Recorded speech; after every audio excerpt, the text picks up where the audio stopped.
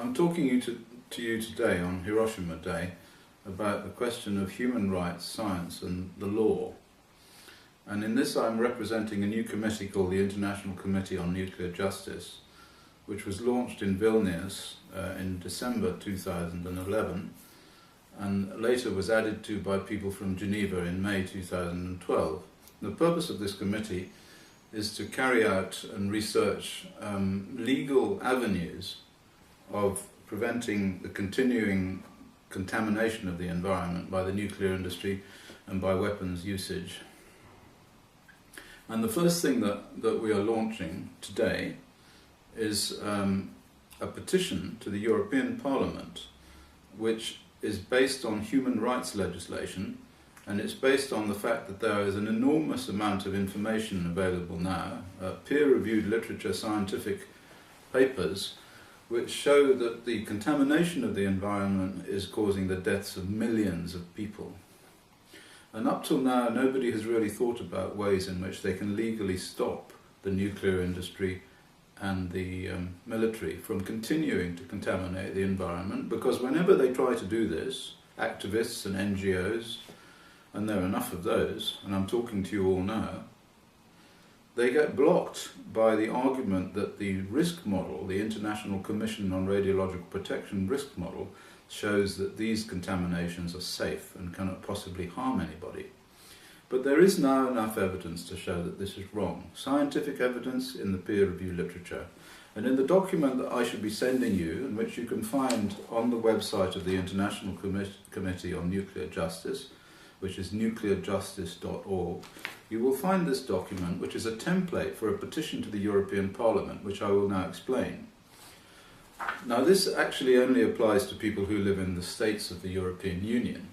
And later on we will be dealing with people who live in other countries like Japan and the United States, countries which have signed up to various international conventions on human rights. And we will be using human rights legislation. But for now, the first launch of this petition, this idea, will be through a petition to the Petitions Committee of the European Parliament, which I will now explain.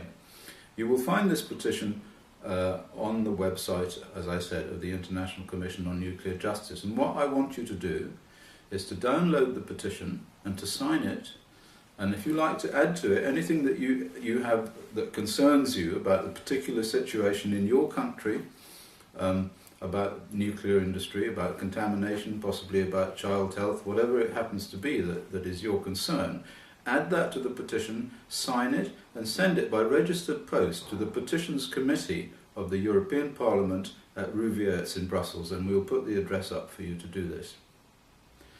Now, I talked about this in Geneva, and I said there, when people were concerned about what could be done, that there was something that could be done. And if you all do this, it will cause a tsunami of petitions to appear. In August, and this is important because in August the European Parliament is in recess, and these petitions will have to just build up in the Petitions Committee, and they will have to deal with them. And the reason that they will have to deal with them is this: that the petition is based on the present European Parliament, the present European law, which is a directive based on the EURATOM Treaty. It's the EURATOM 96/29 directive, which is called the Basic Safety Standards Directive. Inside this directive is a clause, and I'll show you the clause here. It's written down under Chapter 5, Justification and Regulatory Control of Practices, and we're talking about practices involving the release of radioactivity to the environment. Article 20 says, existing types of practices shall be reviewed as to their justification whenever new and important evidence about their efficacy or potential consequences is acquired. Now, this is a terribly important clause, because what it means is that all of the practices, that's every situation where radioactivity is released to the environment, has to be reconsidered on the basis of evidence that shows that the risk model that is currently being used to address this practice, and this is the risk model of the ICRP, if it shows that this risk model is wrong or raises questions about its safety, then these practices have to be re-justified. And this petition will force that to come about, because it is law. So it's not just a question of complaining to your MP, it's not just a question of writing something saying, oh, I don't like this, on some vast tsunami of postcards that go to somebody who just puts them in the bin. This is a legal process which has to be dealt with, and they will have to deal with it, but only if you send the petition along. Now let me explain what this is about.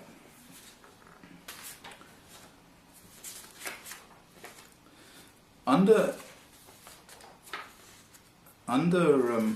international human rights agreements and legislations, there are various clauses which say that each person is entitled to live in an environment which is safe for their health.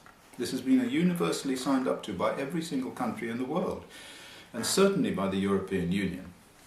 Now the problem is that people who live in environments that are contaminated with radioactivity are not living in an environment which is safe for their health. And so this is a contravention of an international human rights legislation agreement. And the only reason that they can say, this is the European Union, the Commission, in this particular case, that these things are harmless, is they can say that the International Commission on Radiological Protection says that the doses that are associated with these exposures are too low to cause any effects.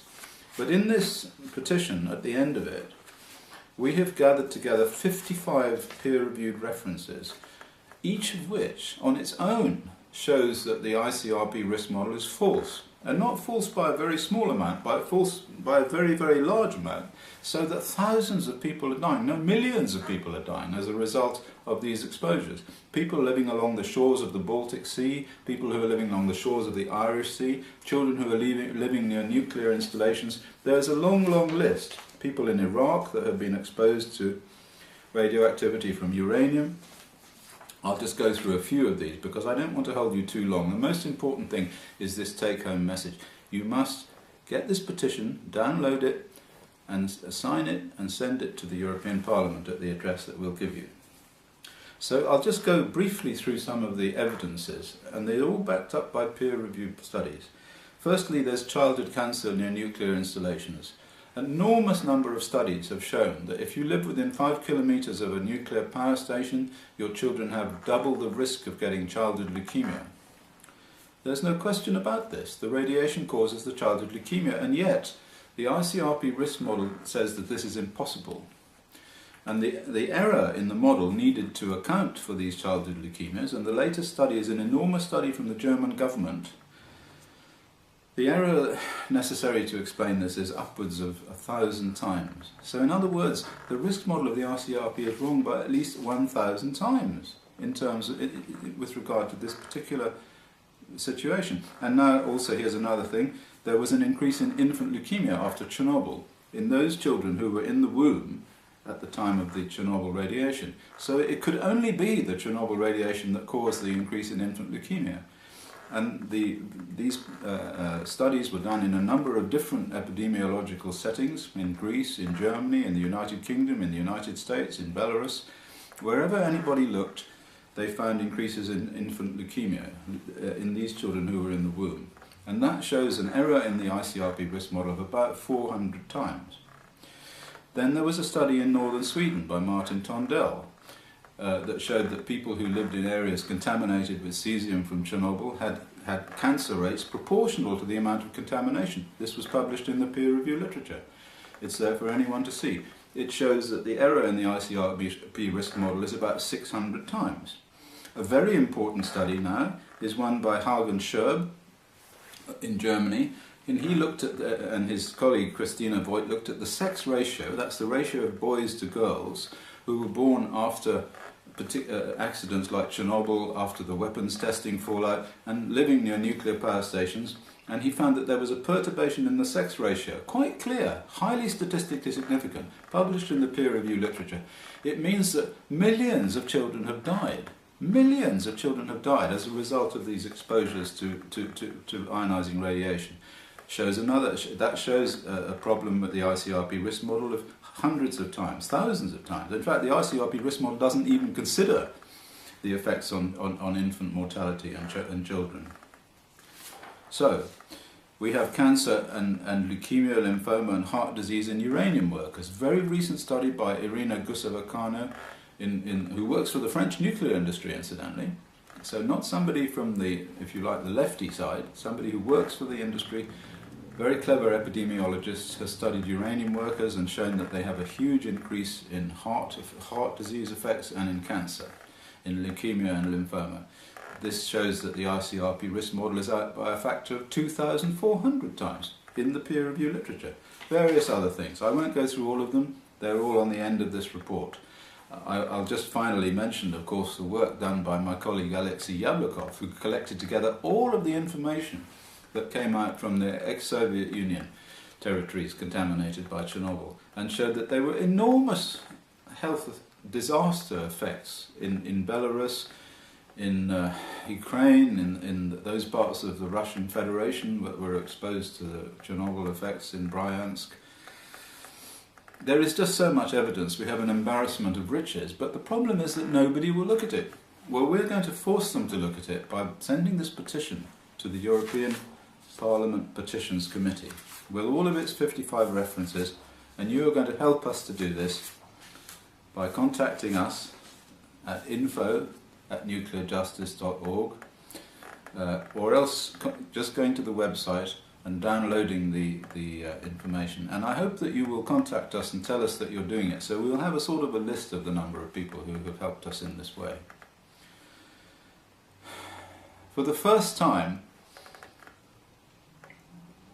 we can probably make a difference. We can probably really stop the nuclear industry from continuing to pollute. And I don't blame these people. I have to say that we're not talking about bad guys and good guys here, although actually there are some bad guys.